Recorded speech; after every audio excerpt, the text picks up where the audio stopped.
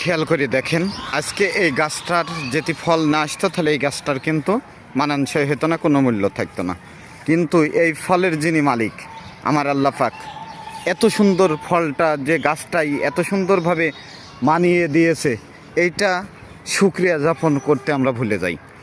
শুকরিয়া যাপন করতে আমরা ভুলিয়ে যাই, কারণ আমরা এমন দুর্ভাগা যে এত সুন্দর আল্লাহর নিয়ামত আমরা স্বীকার করিনি। দেখেন একটা গাছে কত সুন্দর আম আল্লাহ পাক দিয়েছে। আজকে একটা গাছে দেখেন, এই গাছটায় লিচু নেই, কিন্তু তারপরেও মনে হচ্ছে যে গাছটার কোনো মূল্য নেই। আর আজকে যদি এই গাছটায় আম এইভাবে না হতো তাহলে গাছটার কোনো মূল্য থাকতো না। অবশ্যই আমরা সেই মালিকের দরবারে শুকরিয়া যাপন করি। সবাই একসাথে আল্লাহর দরবারে লাখো কোটি শুকরিয়া যাপন করি। সবাইকে ধন্যবাদ।